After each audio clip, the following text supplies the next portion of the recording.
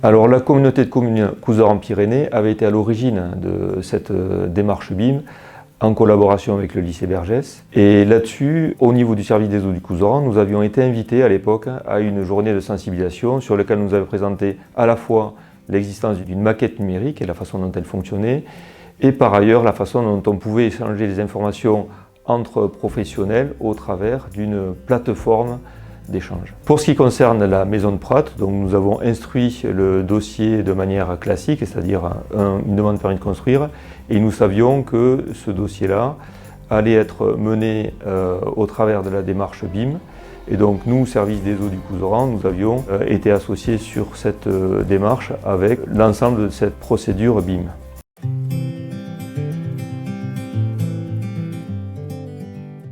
Alors pour le service des eaux de la communauté de communes de Couserans-Pyrénées, on voit un intérêt direct à l'existence du BIM. C'est par exemple éviter des problèmes de raccordement au réseau d'assainissement.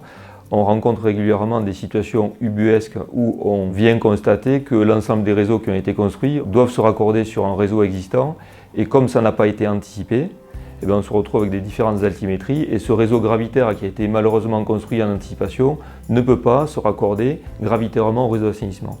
Et donc si on avait cette démarche BIM, on aurait cette anticipation de pouvoir concevoir les réseaux internes de façon à ce qu'ils se connectent correctement et facilement et à moindre coût au réseau existant.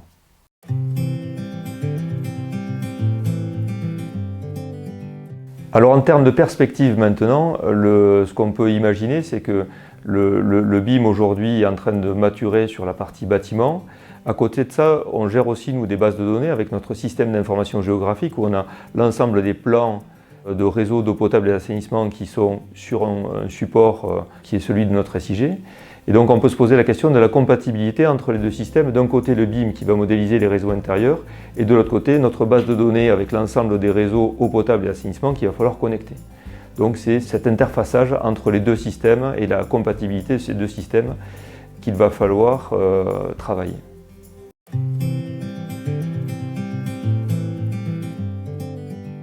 Alors oui, on a vu des traductions directes de cette démarche BIM pour nos applications.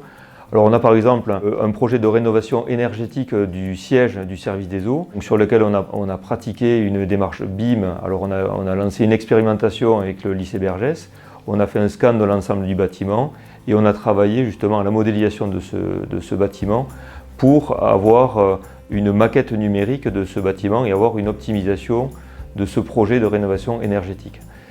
Ensuite, on a d'autres applications que l'on voit immédiatement, c'est nos stations de traitement des eaux usées ou de production d'eau potable qui ont des réseaux hydrauliques assez complexes, donc des tuyauteries avec différents fluides qui s'entrecroisent, etc.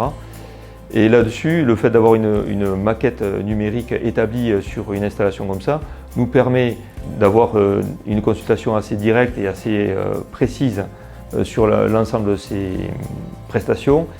Donc, et surtout, dans nos métiers, nous avons une obligation de continuité de service, c'est-à-dire que ce sont des services qui fonctionnent 24 heures sur 24 et les temps d'interruption ne peuvent être que très courts et phasés à l'avance. Et donc cette démarche BIM où on a l'ensemble des prestations et des travaux à réaliser qui sont bien calés, donc on peut préparer par exemple l'ensemble de tuyauterie avec l'ensemble des coudes qui peuvent être préparés en atelier. Au moment de l'intervention, on coupe et on vient positionner l'ensemble des conduites et on n'a pas de surprise de réajustement pendant la durée du chantier.